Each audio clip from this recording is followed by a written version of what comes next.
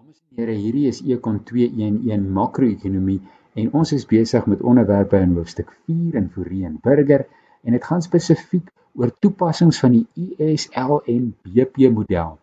Hierdie is ons laaste voorbeeld en ons kyk na 'n afswaai in die FSA-ekonomie wat beteken dat daar is 'n afname in uitvoer en wat is die impak daarvan op die Suid-Afrikaanse ekonomie.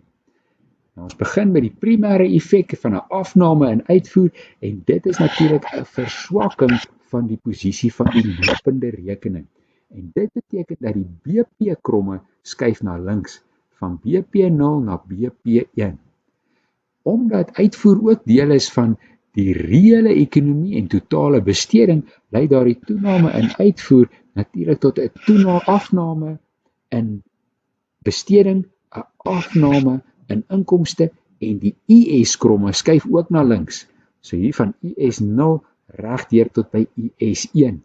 So waar ons begin het met 'n ewewig hier tussen ISLM en BP, is ons na die primêre effek het 'n skuif van die IS-kromme na links. Natuurlik hierdie inkrimping word bietjie teëgewerk deur die sekondêre effek wat sê dat omdat inkomste afneem, is daar 'n afname in die vraag na geld. Dit verlaag rentekoerse wat weer investering 'n bietjie verhoog en besteding en inkomste 'n bietjie verhoog. So ons finale posisie na hierdie skuif van die IS-kromme is hier waar ons 'n snyding het met die oorspronklike LM0 en jy kan sien die ekonomie het ingekrimp. Goed. Daardie inkrimping van die ekonomie en die afname in rentekoerse wat ons daar kan sien, los ons ook met 'n spesifieke posisie van die betalingsbalans. So by hierdie ewewig is ons ver onder die BP-kromme wat vir jou sê dat die betalingsbalans is in tekort. En dit is veroorsaak deur hierdie aanvanklike afname en toe klein toename in Y wat gelei het tot 'n toename in invoer en 'n verswakking van die lopende rekening. En die afname in rentekoerse wat natuurlik lei tot 'n uitvloei van kapitaal en 'n tekort op die finansiële rekening. So die netto-effek hiervan is 'n betalingsbalanstekort. Nou hoe pas ons terug aan na ewewig toe?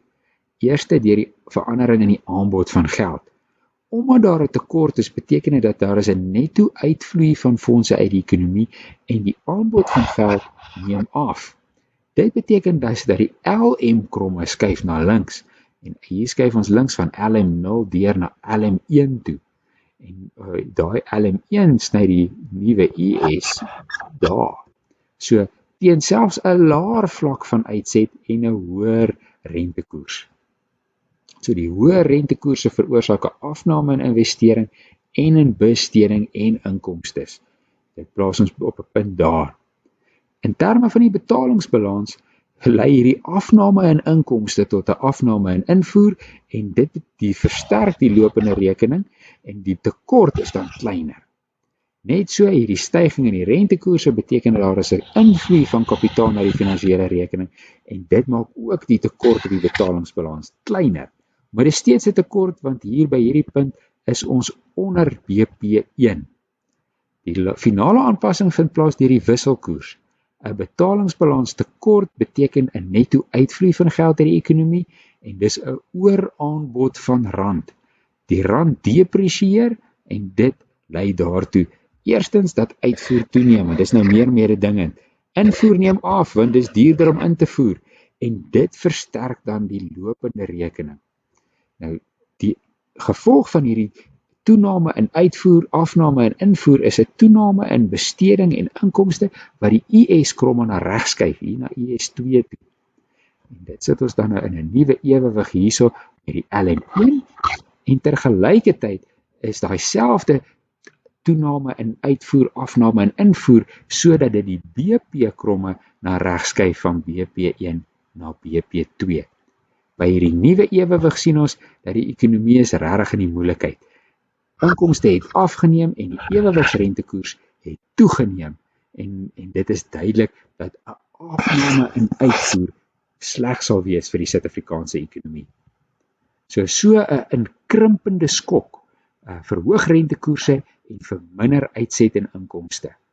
Ons sal graag wil hê dat jy met hierdie kan verduidelik met behulp van 'n grafiek.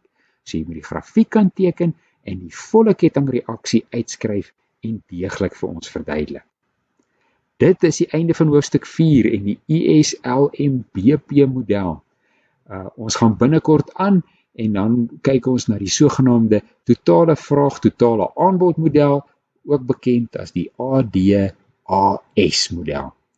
So bly ingeskakel.